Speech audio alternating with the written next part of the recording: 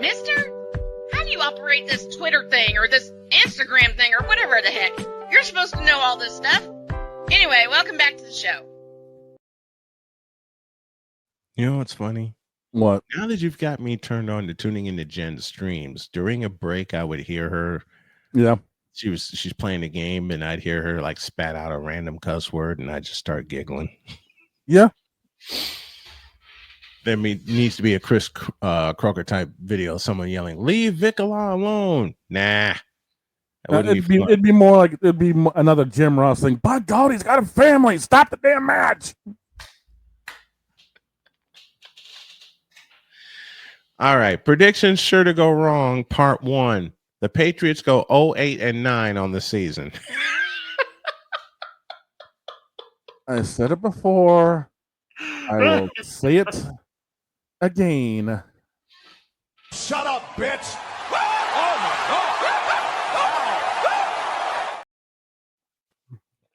What they say? What they say? Damn it, Bugs, you know exactly what you said. Now, you know there are some fans that actually believe that prediction when I purposely said prediction sure to go wrong. Well, just remember something. You're dealing with someone who doesn't even acknowledge the New England Knucklehead Society. This is true. This is true. All right. I have a little unfinished business from Friday. Oh, no. Yeah. I will try to keep this within 12 minutes. Try being the operative word. You mean to tell me I got to hit the button? Yes. Crap. All right. In a world where partial greatness is celebrated and total greatness is shunned, there stands to be a figure on the lips of those who love him and those who hate him. The inane comparisons to Michael Jordan and Kobe Bryant continue and has existed since 2003. There is no end in sight, for the battle between those who unconditionally love and unconditionally hate him wages on. These are their stories. Welcome to the Bronzexual Confessions. Oh, crying out loud. The most evil producer I've ever had in my 30-year career, Mr. Cole Johnson, once again sent me an absolute gem. Oh, boy. And what would that be? There's a video that Cole sent me. Okay. With the following description. You mean, quote, LeBron wants a month break before playoffs. Close quote. Let me read that again for those of you in the cheap seats at the old Richfield Coliseum. and for those of y'all in the old garden, turn the hearing aids up. He said, quote, LeBron wants a month break before playoffs. Close quote.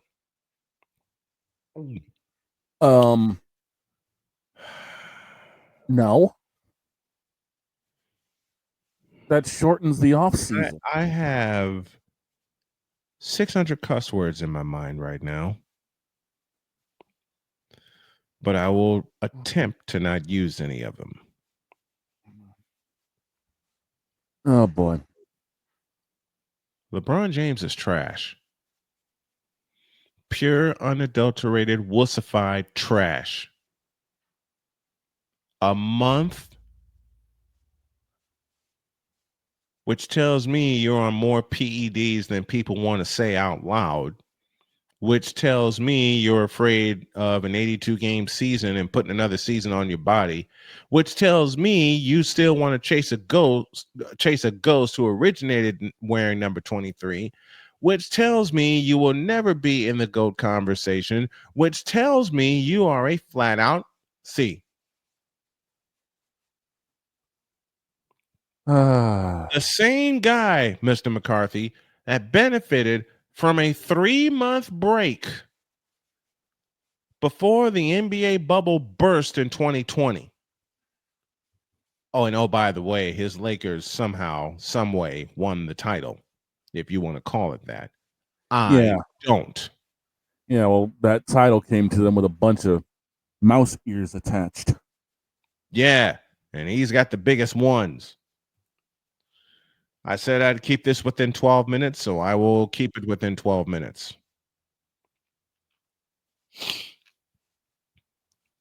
And it's one of the truest sentences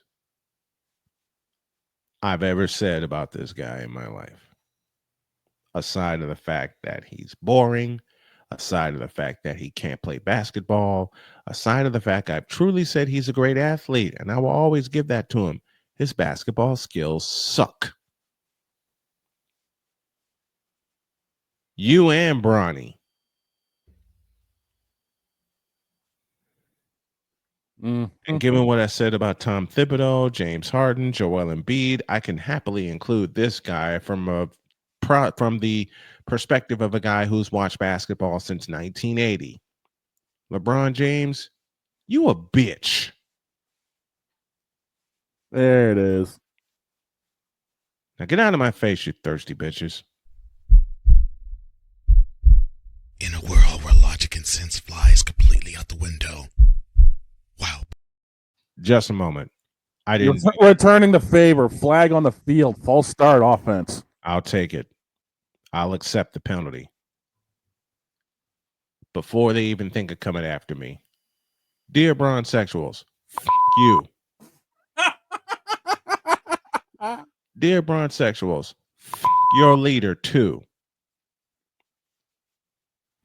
Dear ESPN for putting them in our faces, down our throats, and up our asses for 22 years. F*** you, and f*** you. Dear Facebook for allowing Bronsexuals on your platform and ruining fandom. F*** you, and a whole lot of you. Why? Because yes, LeBron, it is you. It has always been you. It always will be you forever and ever. Amen. Now, f*** you, Bronsexuals, and get out of my face, you thirsty bitches. In a world where logic and sense flies completely out the window, while purple and yellow glasses are donned, rises a figure who encourages ridiculous, undying loyalty. Good Lord, I'm about to throw up. This has been yet another installment of The Bronsexual Confessions. Straight to the point is with this. It ain't the hate for LeBron. It's the hate for the LeBron stans. Not fans, but stans. And a friend of ours, created this segment, so we just decided to turn it into comedic fun and roll with it. This is straight up comedy. That's it.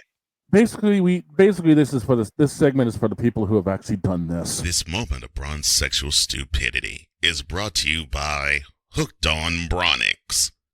When you start talking like an idiotic Bronsexual, Hooked on Bronix can set you right. Call 1-800-YO-KANG. Real LJPM. Now approve all this. I thank you, straight to the point, for hearing us out. This is comedy. All right. This is just straight up comedy for the LeBron stans who put down every legend who preceded him. Michael Jordan didn't even do that. John Thompson, in an interview with Michael Jordan, as I cited earlier, I think it was 2003 when they did this interview, John Thompson said Michael Jordan's the greatest player of all time, and Michael himself said no, because it would be unfair to say that, because I haven't faced Jerry West. I haven't faced Will Chamberlain. I haven't faced JoJo White or anybody like that. This is just to outline the stupidity of the bronzexual fan. That's why Cole came up with the name Bronzexuals. Yep. It's for the LeBron James stans that think nothing else except he's the greatest and won't listen to reason. So my friend Cole Johnson decided to turn it into a comedy segment, which lasted all of 10-15 minutes, and he allowed me to adapt it for my show, and somehow, some way, on some occasions, we turned it into a full hour. Couple of weeks ago, we had the end of season service, and it's still being talked about. Okay, good. Glad you get it. This is just comedy. This is just us having fun with some of the. Look, I get it from my love of the 49ers. Okay, but what some people don't understand is that I actually bring facts with my opinion. All right. Well, basically what happens, and trust me, I just said it a minute ago, dealing with the New England Knucklehead Society. Yes, we make fun of the idiotic side of the fans. Because trust me, there's a lot of them that enrolled here and should have stayed. So I realize that I think, even though it's not advertised, right, there has to be a place for stupid people. We don't know, because we're not stupid, so we don't know anything about it. It's like a secret club society. Oh my gosh. So I come to the conclusion that he graduated from SU, stupid university. Yeah, all the stupid ass letters that go along with graduating, high honors of being stupid. I can't do no more, man. Vámonos, dominos, vámonos. Stupid university, where everyone graduates. Magna cum stupid.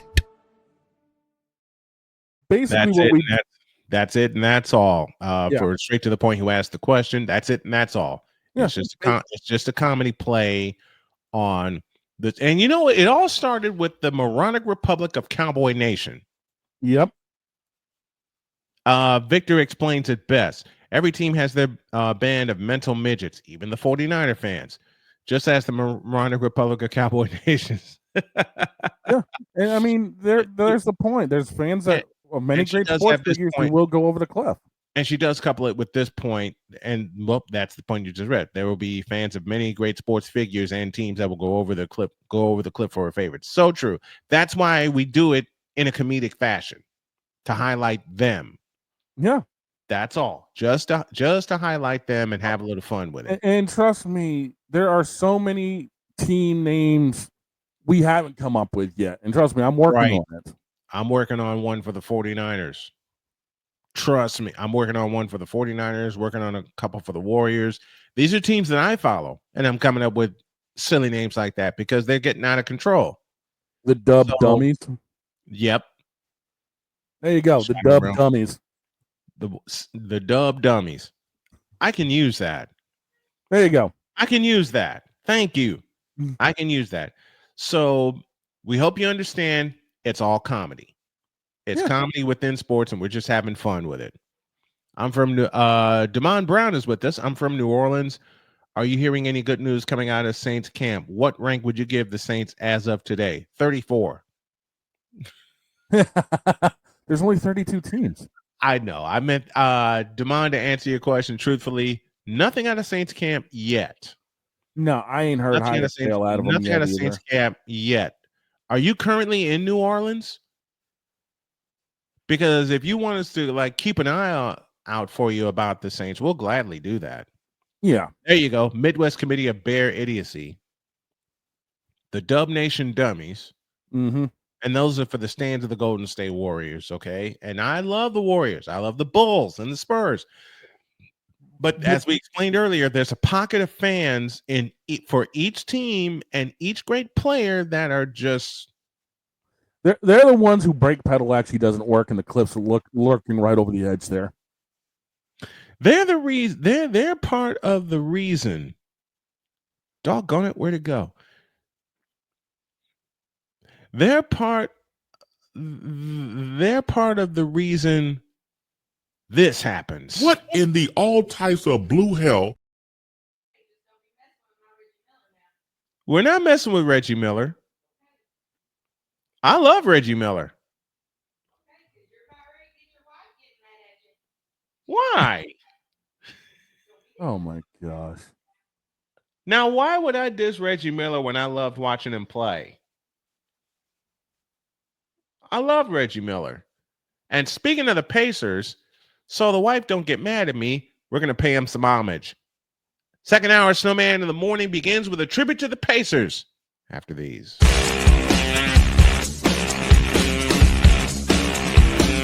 This is Snowman in the Morning.